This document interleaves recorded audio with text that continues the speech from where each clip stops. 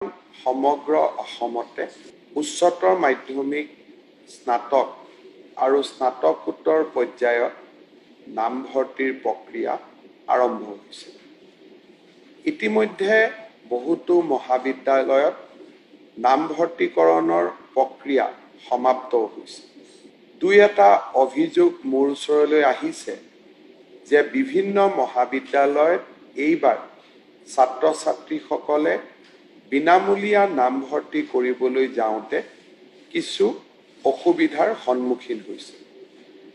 অসম চৰকাৰে প্ৰজ্ঞান ভাৰতী নামৰ আঁচনিখনৰ অধীনত যোৱা কেইবাটাও বছৰে বিনামূলীয়া নামভৰ্তিকৰণৰ ব্যৱস্থা কৰি আহিছে। এইবাৰো আমি মহাবিদ্যালয়সমূহক নিৰ্দেশ দিছোঁ যে যাৰ বাৰ্ষিক আয় 2 লাখ টকাতকৈ কম তেনে পিতৃ-মাতৃৰ সন্তানক যাতে মহাবিদ্যালয়সমূহত বিনামূলীয়া নামভৰ্তিকৰণৰ সুবিধা দিয়া হয়।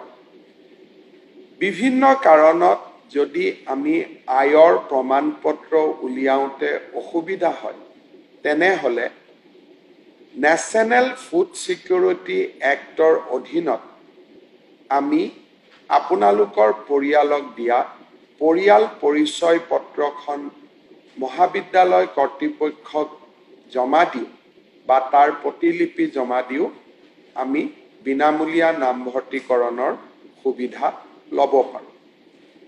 এই বিনামূলীয়া নামভৰ্তিকৰণৰ বাবে মহাবিদ্যালয়সমূহেও কোনো আৰ্থিক অসুবিধাৰ সন্মুখীন নহয়।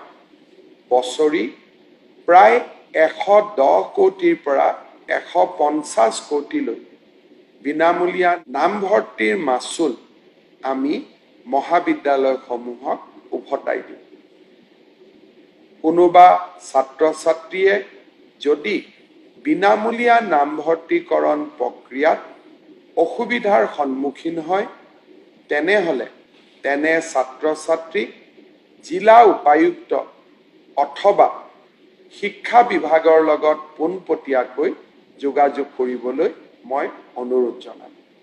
মহাবিদ্যালয়ৰ অধ্যক্ষসকলক মই অনুৰোধ জনাম বিনামূলীয়া নামভৰ্তি অসমৰ উচ্চ শিক্ষাৰ ক্ষেত্ৰত এক মহান কৰ্ম বুলি তেওঁলোকে যাতে অনুভৱ কৰে আৰু ছাত্ৰ-ছাত্ৰী যিসকলে বিনামূলীয়া নামভৰ্তিকৰণৰ বাবে যোগ্য তেওঁলোকক যাতে অত্যন্ত মৰম আৰু এখন বিশাল হৃদয়ৰে সৈতে বিনামূলীয়া নামভৰ্তিকৰণৰ সুবিধা দিয়ে।